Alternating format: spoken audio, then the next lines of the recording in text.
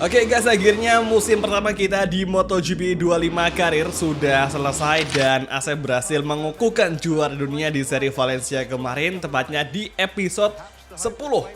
Dan sekarang kita kembali memulai petualangan baru di kelas yang lebih tinggi pastinya, yakni kelas Moto2. Dan di sini guys ya, hal yang perlu kita ketahui bahwa di Moto2 itu nggak ada bantuan TCS atau traction control. Jadi kapan kita salah narik gas, udah pasti bakal langsung high side dan pasti kita bakal kepental cuy. Oke, di sini kita nggak ada tawaran kontrak dari tim MotoGP, satupun nggak ada yang ngajuin kontrak ke Asep Surasep. Namun di kelas Moto2 kita ada tawaran kontrak dari dua tim, yakni tim Pramac Blue Crew dan juga dari tim Forward Racing. Nah, kedua tim ini memiliki objektif yang sama, yakni balapan harus masuk di 15 besar dan di klasemen harus finish di 10 besar. Kebetulan karena di sini objektifnya sama, jadi kita bakal pilih secara data dulu nih atau OVR-nya, kira-kira mana yang paling bagus sama game balap si Asep Surasep. Oke, kita cek di OVR-nya dulu. Kalau di tim Blue Crew Yamaha ini unggulnya sih ada 3 bagian, engine power, handling, sama stabilitas. Cuma kelemahannya di bagian konsumsi bahan bakar. Nah, kalau yang versi forward ini malahan dia unggul di bagian konsumsi bahan bakar, tapi kelemahannya di bagian stabilitas. Jadi kita pilih aja yang sekiranya paling pas nih, yakni Blue Crew Yamaha Moto2. Kemudian untuk kalender kita bakal menggunakan kalender versi short atau 11 balapan saja supaya lebih cepat naik ke kelas yang lebih tinggi, yakni kelas para raja, kelas MotoGP. Jadi urutannya bakal seperti ini. Seri pertama tetap di Thailand, kemudian lanjut di benua Amerika yakni di Termas dari Hondo Argentina, terus lanjut di Eropa sampai di Catalunya, kemudian 4 seri terakhir bakal lanjut di seri Asia yakni Motegi, Mandalika, Phillip Island dan juga sirkuit Lusail. Nah, di season kedua ini April kita bakal rubah. Kita bakal pakai Dainese, kemudian helmnya pakai Next yang semula Alpine Star, kemudian nomor start kita masih menggunakan nomor 02. Jadi seperti inilah penampilan dari Asep Surasep di musim kedua untuk MotoGP 25 karir. Di musim kedua ini, di market transfersnya di kelas Moto2 ada 6 pergantian pembalap. Jadi bisa kalian lihat di sini untuk daftarnya. Dan buat si Izan Guevara yang dia semula di tim Blue Crew Pramac Moto2, kita akan gabung ke tim itu, makanya si Izan tuh dia keluar gabung ke QG Motor dan kita masuk ke Blue Crew Yamaha menggantikan Doi cuy. Jadi kita naik kelas dan Izan Guevara terpaksa tersingkir dari kursi Pramac Moto2. Ini untuk kelas Moto2. Kemudian di kelas MotoGP kita bakal cek juga adakah pergantian pembalap, dan benar saja LCR Honda yakni Johan Zarco pindah ke Honda pabrikan. Akhirnya setelah kemarin di Lemang ya Zarco menang di balapan home race-nya, dia akhirnya direkrut menjadi pembalap pabrikan. Luar biasa kan? Terus untuk Manuel Gonzalez, dia akhirnya naik kelas ya ke kelas MotoGP dan dia bergabung ke tim LCR Honda yang semula dinaungi sama Johan Zarco. Alex Marquez ke Aprilia Factory dan Marco Bezzecchi ke Pertamina Enduro, balik lagi ke cinta lamanya. Dan Franco Morbidelli dia pindah ke tim Yamaha lagi. What? Serius? Dan inilah dia rekan tim kita yakni Tony Arbolino di Moto2 Pramac Yamaha Blue Crew. Semoga bisa mencapai hasil maksimal. Nah, di sini gue mulai tahu kenapa Blue Crew Yamaha hanya memberikan objektif untuk Asep, yakni target balapan finish ke-15 dan target klasemen finish ke-10. Soalnya kalau ngelihat dari grafik di sini, OVR kita benar-benar kecil cuy jika dibanding sama tim-tim yang sering banget menang di kelas Moto2. Jadi ya ini merupakan objektif yang cukup realistis. Cuma kalau untuk finish ke 10 besar aja kita pasti bisa lah ya. Apalagi untuk perebutan 5 besar pasti kita bisa. Karena kan kita nggak tahu menahu soal kejadian apa yang bakal terjadi ketika balapan berlangsung, ya kan? Banyak hal tidak terduga di MotoGP game. Kalau gitu langsung aja kita menuju ke seri pertama yakni di Moto2 Thailand Grand Prix. Let's go. Sekarang kita udah masuk di sesi kualifikasi dan kita udah tembus di Q2 juga, dimana pole position sementara waktu dipegang sama si Dennis Oncu dengan lap time 1 menit 41,673 detik. Nah, sekarang kondisinya lagi basah atau lagi hujan. Kira-kira bisa nggak nih kita ngedeketin atau paling nggak tembus top 10 untuk bersaing di sesi kualifikasi kedua ini? Dan bagusnya meskipun di kualifikasi itu lagi cuaca hujan dan basah-basahan, bagusnya di race nanti itu nggak ada pertanda akan hujan. Jadi balapnya bakal berlangsung dalam kondisi kering atau dry condition. Menuju tikungan hairpin, tikungan ketiga, berapakah gap kita dengan pole? 0,367, ya lumayan jauh lah ya guys ya. Tapi coba aja di sektor 23 apakah bakal ada perbaikan atau improvement dari Surasep atau mungkin justru malah sebaliknya. Di sektor 2 kita unggul dari si Denis Oncu dan gue cukup heran sama fisik dari Moto2 ini. Ya ini meskipun hujan, motor terasa ya nyaman-nyaman aja. Kita udah pakai TCS yang off atau kita menggunakan ECU yang versi realistis di mana kita nggak ada bantuan traction control, nggak ada bantuan anti wheelie, tapi ini cenderung ke arah positif untuk feeling balapnya. Enak banget buat dimainin. Jadi kita nggak gampang crash ya. Yang penting kalau ngegas itu tahu kurang. Di tikungan terakhir kita masuk perlahan. Let's go. Kita exit. Kemudian full gas kembali. Hati-hati. Hindari sliding. Dan di finish line Asep Surasep meraih tempat ke-10 di dalam kondisi wet ini cuy ya. Dimana untuk pole position diraih sama si Denis Oncu, Albert Arenas kedua, Aaron Canet ketiga, dan gap antara kita dengan Denis Oncu itu hanya 0,4 saja.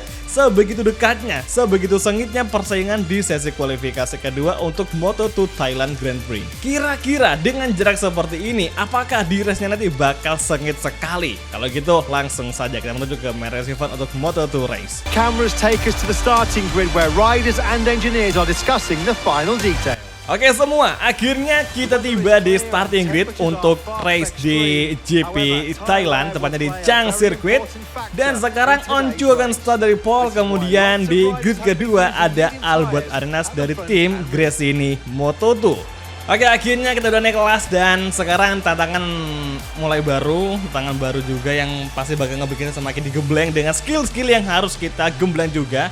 Kita tingkatin untuk bisa menghadapi persaingan di kelas motor ini karena ridernya masih bakal lebih jago-jago, motor juga lebih coba ngendaliin, jadi kita harus lebih improve skill di kelas ini. Oke, sekarang ada satu notif di mana Jorge Navarro kena hukuman MotoGP Steward. Dan sekarang dengan kompon medium, langsung saja kita masuk ke sesi warming dan langsung saja kita mulai race di GP Chang, tepatnya di Thailand Grand Prix. Thai Grand Prix will begin. Oke semua, dan inilah dia sesi race kelas Moto2 seri perdana, seri pembuka Thailand Grand Prix Chang Circuit. It's on the way. Langsung saja kita full gas dan kini star rocket dari Asep Surasep yang langsung masuk di empat besar di Vars Gonar. Oncu menjadi race leader, Aaron Canet ketiga, dan kini kita overtaking Aaron Canet dari Intact GP. Pramac Yamaha Moto2 masih mencoba untuk menyusul tempat kedua. Masuk perlahan, kini Albert Arenas mengamankan tempat kedua. Oh, dia melebar, langsung kita ambil alih. Tapi di exit corner, Gresini Moto2 lebih unggul sepertinya. Dan sekarang sehabis mencoba slip trim kita imbangi, tapi di entry corner kita mencoba lebih late braking dan masih belum bisa. Oh my goodness mate, hal aneh terjadi, sebuah hal aneh terjadi dan kita salah ambil braking point. Terpaksa kita melebar. Akibat Denis Oncu crash kita kehilangan fokus dan sekarang kita di overtaking atau digeser oleh Aaron Canet di posisi ketiga. Kita turun lagi dan sekarang ancaman datang dari Jack Dixon yang ada di belakang dari tim Mark VDS. Lagi dan lagi kita salah mengambil braking point. Entah kenapa di kondisi kering ini kita malah nggak bisa perform nih. Atau mungkin kita belum penyelesaian lagi. Soalnya ini pertama kali kita balapan di kelas Moto2 atau mencoba motor di kelas Moto2 dalam kondisi kering. Kalau tadi kan basah. Nah, sekarang menuju last corner, lap pertama hampir usai. Selama 6 putaran kita akan race di GP Thailand. Oke, menuju lap kedua.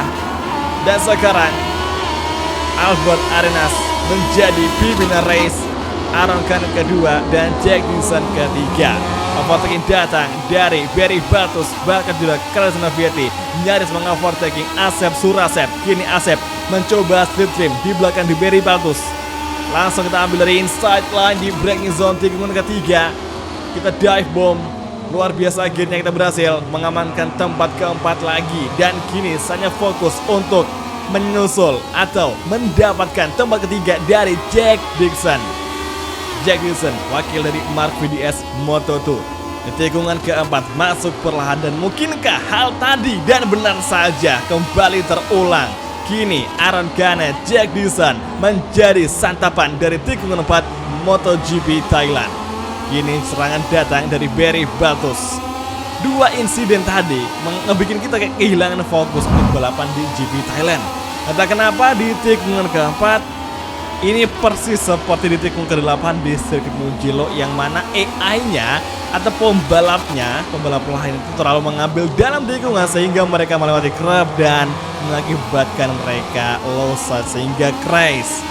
Dan sudah ada 3 korban yang terekam kamera kita, terekam recording kita yang mengalami crash. Dan kini kita masih stay di tempat ketiga. Namun untuk Albert Arenas, gokilnya dia masih mampu bertahan di kala pembalap lain mengalami insiden.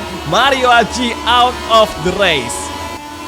Mario Aji out of the race. Satu wakil dari Indonesia terpaksa crash di GP Thailand. Dan sekarang overtaking dari Diogo Moreira. Dan buat yang belum tahu, kita di 3 seri awal ini misi kita adalah mengalahkan Diogo Moreira, pembalap asal Brazil yang kini lagi battle sama si Asep untuk podium 3.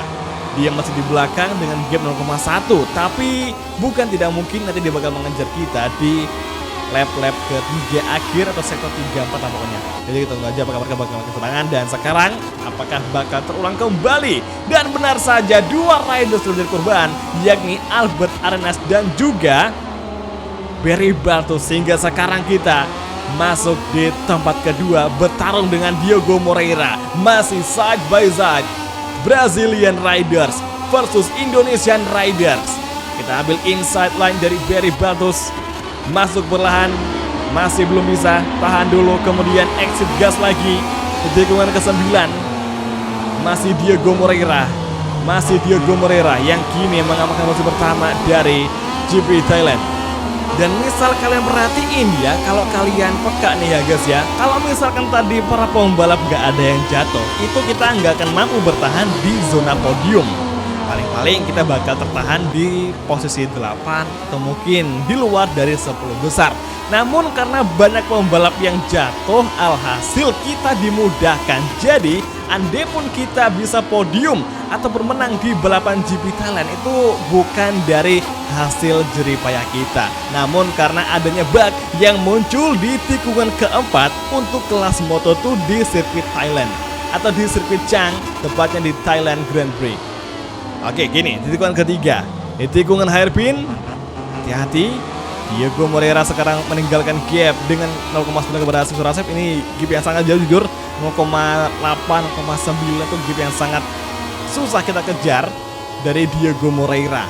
Oke, entry corner, apakah mungkin? Apakah mungkin? Dan benar saja, Diogo Moreira crash, terjatuh di tikungan keempat, menyusul pembalap lainnya, menyusul Albert Arenas, Aaron Canet, Barry Baltus. Dan sekarang kita menjadi race leader. Ya, kita memang sih menjadi race leader, tapi jujur dari dalam hati gue kita nggak ngerasa bangga, nggak ngerasa bahagia. Soalnya ini bukan karena skill kita, bukan karena improvement dari motor kita, bukan dari pengembangan, bukan dari tim, tapi dari bug yang muncul. Dan sekarang datang serangan dari Izan Guevara.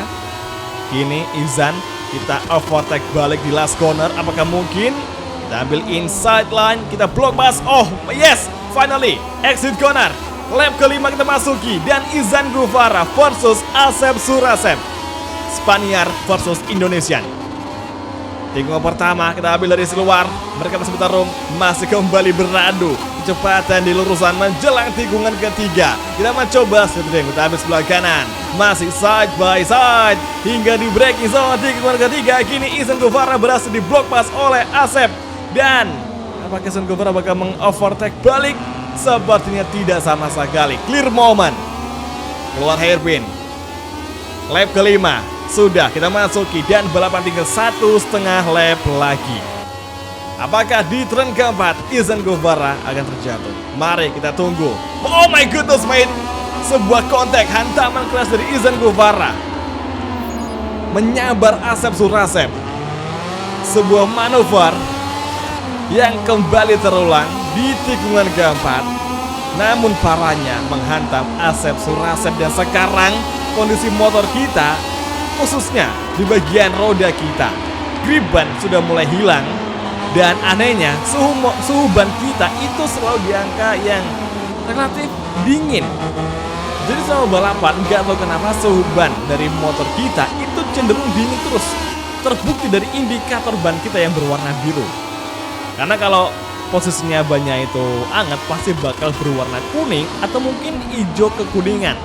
Namun ini biru full cuy. Jadi astaga, ini kayaknya ada yang nggak beres sama kelas Moto2, khususnya balapan di sirkuit Thailand. Sekarang Senna Agius menjadi race leader. Apakah mungkin bisa kita overtake balik? Mari kita buktikan. Exit corner menuju tikungan ketiga. Gap dengan Senna Agius 0,3. Menuju tikungan hairpin, menuju braking zone tikungan ketiga. Mencoba braking di sini. Hard braking from Surasep. Pramac Moto2 masih fokus memblok pas, dan Senna Agius kita overtaking. Masih Senna Agius mampu melawan kita. Luar biasa. Sebuah aksi defense dari Senna Agius yang tidak bisa kita kalahkan. Namun satu kemungkinan yang akan dia alami, yakni crash di tikungan keempat. Mari kita saksikan. Oh aman, Senna Agius aman. Dia terhindar dari crash dan sayangnya VT crash. Oke, kita overtake Senna Agius dengan cara yang cukup agresif. Oke, balapan kali ini chaos banget ya. Terlepas dari kita yang nabrak Senna Agius barusan, tapi insiden yang terjadi di tikungan keempat itu kayak brutal parah. Kali ini Senna Agius masih mampu mengejar kita dan dia berusaha keras. Bahkan sekarang Albert Arenas kembali datang di posisi kedua. Gimana ceritanya yang udah jatuh masih bisa bangkit dan sekarang di posisi kedua? Diego Moreno keempat dan oh my goodness mate, Albert Arenas di belakang. Ini race kacau sekali. Last corner, race pertama, seri pembuka, seri perdana sekacau ini menuju garis finish. Here we go, crossing the line, dan Surasep meraih kemenangan dengan drama yang gue nggak bisa jelasin.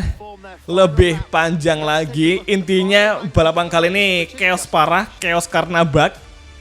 Dan ya kita menang ini ngerasa kayak bukan menang juga, karena menangnya kayak karena para pembalap lain tuh karena di nerf sama bug yang ada di Thais Grand Prix. Jadi ya ini kemenangan cuma-cuma yang kita raih. Menang sih tapi kayak nggak seneng. Pernah gak sih kalian kepikiran atau berpikir rasanya gimana? Ini kayak kurang apa ya, kurang melegakan, pokoknya nggak enak banget dia tuh, kayak kurang puas aja kemenangan kali ini. Soalnya menang karena adanya bug yang ada di MotoGP Thailand untuk kelas Moto2.